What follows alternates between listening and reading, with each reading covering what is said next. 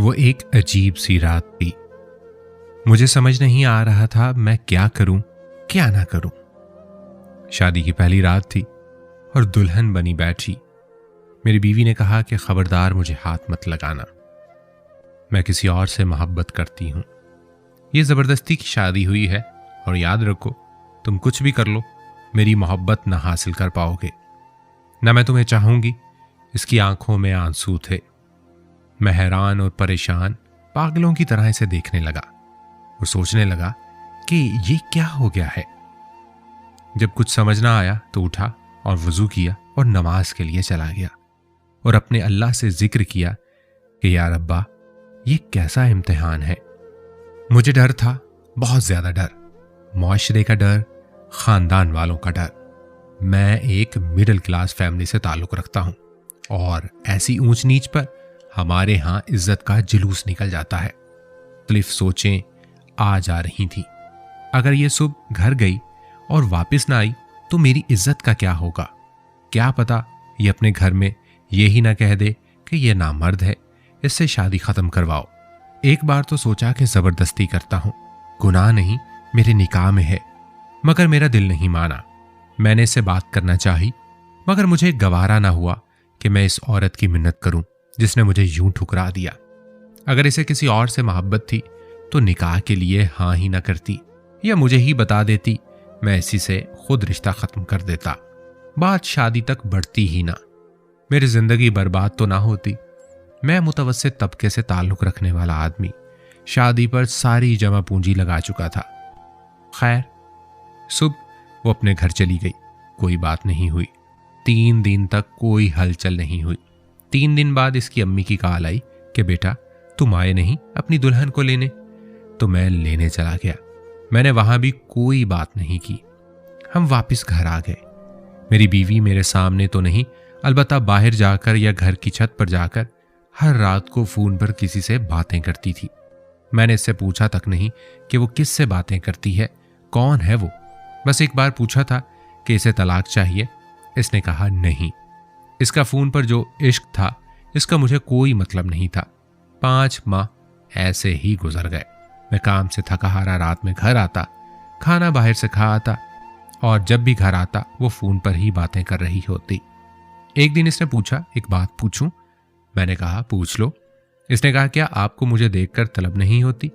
मैंने कहा शादी से पहले भी तो कंट्रोल ही था, तो तुम्हें क्या लगता है कि अब भी नहीं हो सकेगा? मगर उस रात बात कुछ और थी। मैं सोया हुआ था कि मेरे मोबाइल की घंटी बजी। फोन मेरे दोस्त का था। इसने मुझसे कहा कि तुम्हारी बीवी किसी और मर्द के साथ फलाने होटल पर बैठी है। मुझे पहले तो यकीन ना आया, लेकिन जब अपनी बीवी को घर ना पाया तो बेहद गुस्सा आया। इतना कि मुझे अपना दिमाग फटता हुआ महसूस हुआ।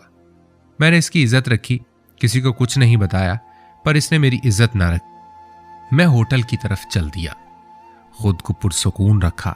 वहां उसको किसी गैर मर्द के साथ बैठा देखा तो आवाज दी और कहा कि चलो घर चलो। वो चुपचाप घर आ गई।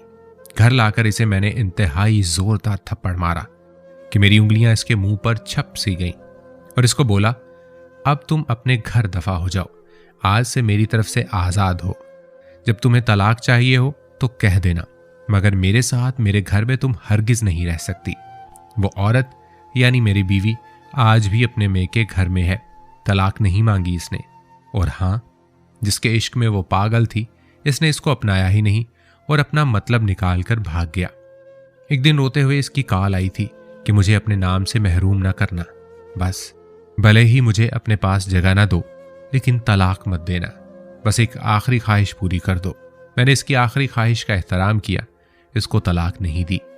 इसके बाद मुझे 3 से 4 साल लगे खुद को नॉर्मल इंसान बनाने में, औरत पर यकीन करने में कि हर औरत एक जैसी नहीं होती। फिर आखिर मैंने दूसरी औरत से शादी कर ली।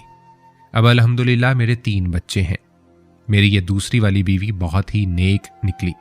पता नहीं वो 2-3 साल जो मैंने हौसले से गुजारे, इसकी वजह से अल्लाह ने इनाम की सूरत में दिया कि मैं अब थोड़ी सी भी हमदर्दी को बहुत बड़ी बात समझने लगा था।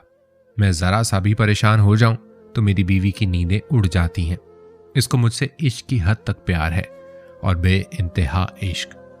मैं ज़रा काम से देर से आऊं, या कुछ मैसेज ना करूं तो परेशान हो जाती है, साए की तरह आगे पीछे।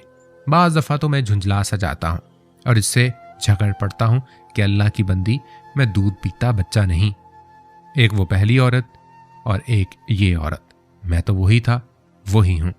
मेरी पहले वाली बीवी सुना है कि अब पागल हो चुकी है, मेरे नाम लिख लिख कर चूमती रहती है और गलियों में फिरती रहती है। इसे अपनी होश ही नहीं रही अब। एक दफा 2 दफा जहर भी खा लिया मगर बच गई। लोग अब भी कहते हैं मैं जालिम हूं, इस पर जुल्म इतने किए कि वो पागल हो गई है। अब मैं क्या कहूं लोगों से। हराम मोहब्बत का मुकद्दर हमेशा जिल्लत ही होती है। याराने आशिकी माशूकी लगाकर तवक्को करना कि ये ठीक होगा, जिल्लत ही मिलती है। हराम मोहब्बत का मुकद्दर जिल्लत है बस।